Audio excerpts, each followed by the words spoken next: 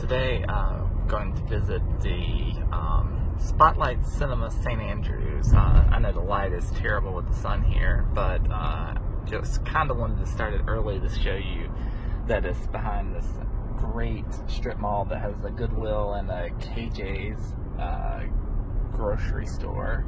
You could pretty easily miss it, except for it has an actual billboard outside with showings and such. Marquee is the word I was looking for. My brain was messed up. That's a pretty good shot of it, probably the best we're going to get. You'll see about 7 movies on the list here. They have 5 screens, but they tend to split a lot of things pretty frequently, so they're usually running probably 6 or 7 movies at a time. This theater is opened originally in 1983, to my understanding. It's a little bit hard to find a lot of information about it online, even on Cinema Treasures. But the corporate website says that it was opened in 1983. You can see it just kind of sitting back here. What we're going to find inside is that 3 of the 5 auditoriums have been converted to stadium seating, and the other 2 are sloped. I believe the feature I'm seeing is in a stadium seating cinema, but I'll try to get a look at both of them. There's a couple of things that we're going to see about this building from the outside that I think aren't worth noting. The first being that if you look here, you can see that there was like some Pac-Man art at some point on the building here that you just kind of have the faded outside rings of, and I think there's something interesting over here to the left that we'll look at when I jump out of the car, like an alternate entrance or something like that. Otherwise, it's a pretty kind of bland building. It is decently nice inside. I don't get here very frequently because it is, if you couldn't tell from the marquee and the other tells here, a second-run cinema, and it has been one of those since at least 2005, but I think even longer. I think that this was probably second run for the most part from at least the early 2000s. There's been a lot of other theaters kind of built in the area in that time frame. But I do get here occasionally, and I really like it. The last time I was here was right after reopening, where they were playing some various throwback movies, and I came for a couple of those. They will, on various occasion, have a first-run feature. COVID reopening had a couple of opportunities for that. I believe they played Bill and Ted here. It may not have been the first week, but it was within a week or 2 after it had come out.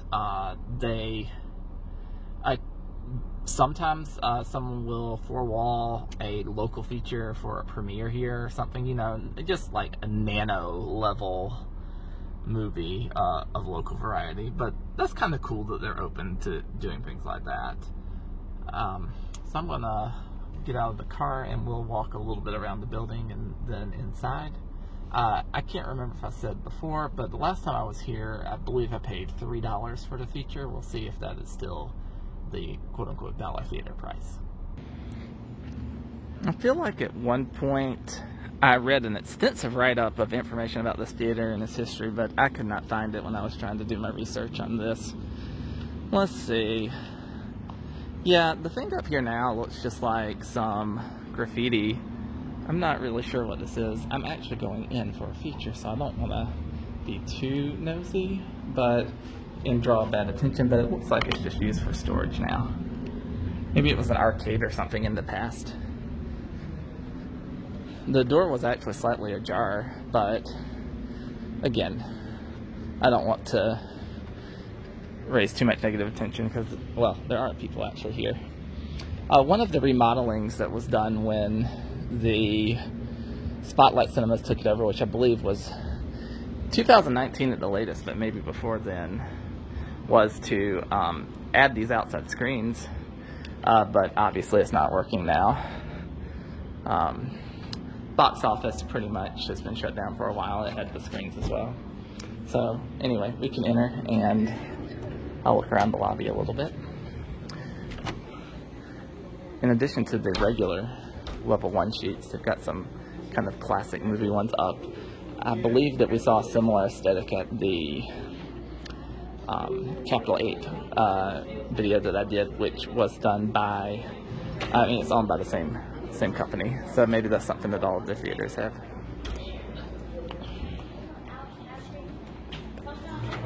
Concession is a kiosk, and I'm going to zoom in on the prices here. Oh, they changed it over to the specials.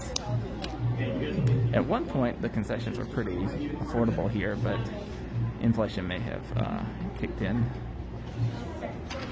Yeah, pretty much a normal price. Alright, I'm going to end this now, get my ticket, and then I can join again.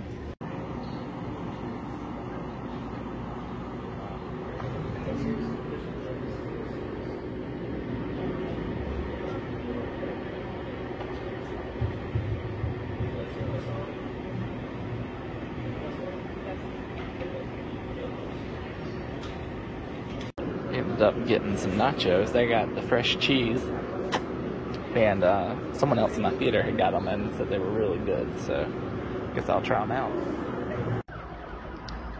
So they have a couple of games. They have the Space Invaders game, which looks a lot nicer in real life than it does on there. One thing I really like about these is they have the nice placards still for the movies that have them, and then they make their own for the other ones. They do that also at the other Spotlight. A couple other games, it looks like some of them aren't working currently. My feature is going to be over here in Theater 3, but I'm going to slightly divert into Theater 4 for just 1 second so that you can see one of the slope seating auditoriums. Has the seats directly in the back, or the entrance is directly behind the screen, which, as some of you that follow my videos may know, is a big pet peeve of mine. Do not like it when that happens.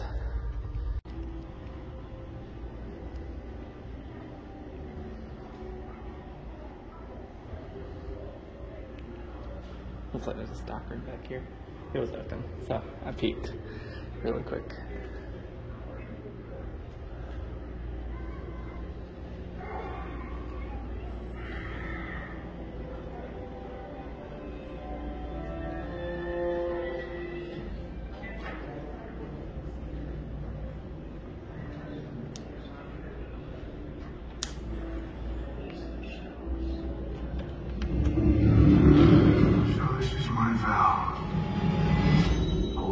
Will die.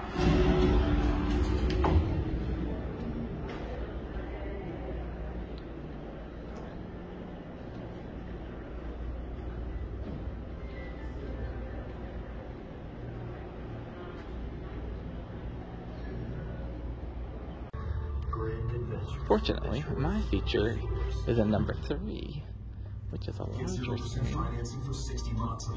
And it looks like I'm the only one here, so I can freely talk without disturbing anyone. So this is actually a rather large scope screen, and that's something that I like about this theater, is that even though it's second run and kind of old, the screen sizes are large in at least some of the auditoriums. We've got the stadium seating. As you can probably tell from the looks of it, I am nearly 100% confident that this was an later addition to it. Let's see. You always have the whole place to yourself. I can't imagine in '83 that they were doing much stadium seating builds. It's just you and your What's nice is it looks like we could just get up here and maybe even peek in the booth. The porthole is low and enormous. See, if you get to the highest level here, and there's just one further step up with no seats, and behind it is this Christie projector. Indeed helps people get jobs, and I think one of the things that we really conceived the program around was making sure that our filmmakers were getting jobs pretty out well. of this program. And exciting to see the ripple effect. Looks like just That is my hope, standard is that hallway this down. becomes not just seasons of Indeed's rising voices. Not sure if you but can this see through it becomes a any movement. further. You can't see the walls. Oh, there's but the you can see through everyone's eyes. sound and other control. We have not seen it through everyone's eyes. There's a little bit of storage down that way. It looks like it's probably just a straight line down this side, and I'm sure it curves around to hit the two that are on the other side. Here's from the top of the auditorium. I like it. Take up my rare opportunity and interfere with the picture here a little bit. It's funny that they're missing a few seats right here, which let me easily get up here when they have it intentionally blocked on the ends. Not sure if these broke or removed for other reasons. Possibly people standing up on this, if you're of a certain height, you might, yes, block the picture. That explains it. I did want to show the seats. They're pretty standard blue seats here. The profile is kind of on the low side. Maybe not too bad. No, it's fine. But not a lot of footroom between the rows. They probably could be placed a little bit further apart from each other. And the armrests do retract though. My gosh. I still just keep thinking about how many seats are in here, considering how much business they get on the regular. I'm gonna count them up real quick. Hold 1 second. I didn't actually count every single row, but there's about 16 to 17 seats on each row. There's about 10 up here, and then we got the short rows at the top and bottom. I came up with about 200 even on the seats. The cleaner from London. No, your cleaner dreams of the most beautiful gal in the world. So sorry. Pretty big auditorium. You dare to follow your dreams, Mrs. Harris? No. This is not possible. Not at all. Where are you going, Mrs. Harris? To see the boss. I realized that they're running Front and Center here as well. Why can't we get Maria Menounos anywhere in this town besides Regal?